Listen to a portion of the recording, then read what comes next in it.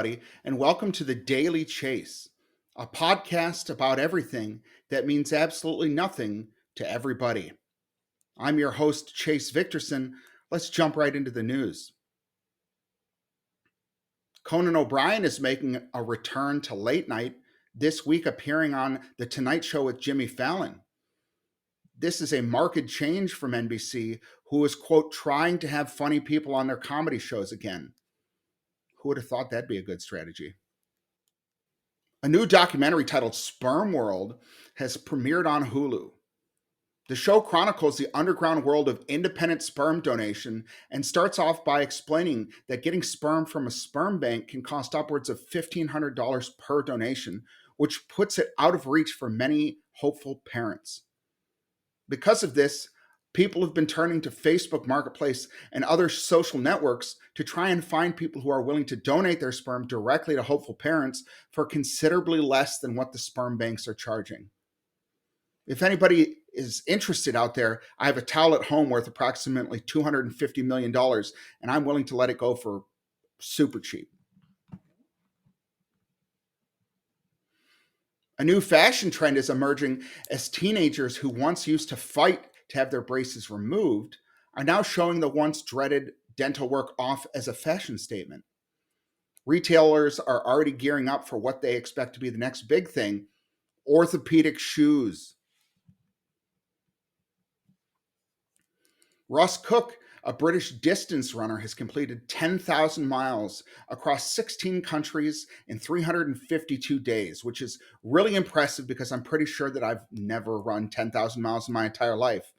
Heck, I probably wouldn't run more than a mile even if a bear was chasing me, so good for you, Russ. A completely tattooed mother of seven, seen here with a crucifix tattoo on her face, was allegedly kicked out of a church, which begs the question: how on earth does this woman have 7 kids? Officials at a Canadian DNA lab knew that their prenatal paternity tests were misidentifying babies' biological fathers, often ruling out the true dads, but sold them anyways because they were getting $1,000 each test. In unrelated news, a large number of former guests are suing Maury Povich.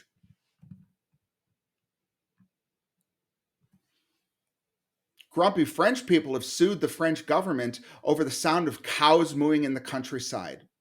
Not to be outdone, the French parliament upheld a law that grants cows the right to moo. It is worth pointing out that the law does distinguish between what kinds of cows can moo and when. For example, milk cows can moo all day and you can't do anything about it. However, if the cow happens to be your wife, you can and absolutely should file a complaint. An Australian woman has been fired after it was determined that she didn't work at her scheduled place of work for 44 out of 49 tracked days. She started late on 47 of those days, finished early on 29 of those days, and performed 0 hours of work on 4 of those days. The woman's claiming that in 18 years of working there, she only ever got 1 complaint. However, in fairness, the bosses did try to warn her. She just was never at her desk when they stopped by. There's renewed controversy over the song The Girl Is Mine, which is a duet between Michael Jackson and Paul McCartney.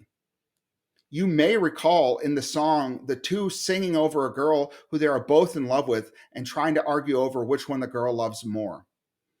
The controversy was stirred up recently when it was discovered that Michael and Paul wrote the song together while on Jeffrey Epstein's Lolita Express.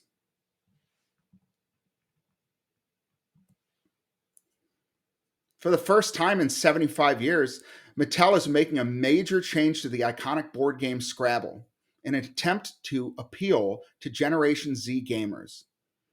The no scoring option is a less competitive version and will include things like cue cards and accept previously unaccepted words such as names. Now, personally, I'm excited because I can now finally play my favorite word, which is whatever letters I have in my rack. And it's actually worth 1,000,000 points. So that's super exciting. Representative Sheila Jackson Lee, a Democrat from Texas, has stunned attendees of a high school solar eclipse event on Monday by claiming that the moon is a planet that is made up mostly of gases. The controversial statement flies directly against the scientific consensus that the moon is made entirely of cheese. People looking for the weight loss drug Ozempic are apparently willing to drive up to 5 hours simply to pick up a dose. However, apparently walking for 30 minutes a day is out of the question, so not sure how that works. The Crumbleys, the parents of a Michigan school shooter, have been convicted of manslaughter and sentenced to 10 years in jail each for their role in not doing enough to prevent the incident. The ramifications of this sentence are already being felt around the country as authorities have reported a 10,000% increase in cases of parents whooping their spoiled children. A Hudson River Museum hosted a sold out super solar eclipse viewing party on Monday. The organizers capped the event at a capacity of 500, which left people crying that wanted to get into the event until they realized that the eclipse could be seen from literally anywhere outside. Scientists have discovered a plane shaped mass at the bottom of the Pacific Ocean. Many are asking whether the mass could be Amelia Earhart's infamous Lockheed 10 Electra that vanished in 1937. Scientists have long been looking for the wreckage, with many male scientists saying that they could never find it, while the one female scientist who actually did find it said it was, quote, behind the mustard, which is where it's always been and where I kept telling you to look. A woman has been arrested after stealing 3 cartons of eggs and a pound of ground beef. The woman is being charged with grand larceny because the goods are valued at nearly $1,000. An audit has shown that California has spent $24 billion over the last 5 years to combat the homeless problem in California, but that they cannot account for most of the money or whether or not it has actually improved anything. This just goes to show you how efficient and prepared California's government really is.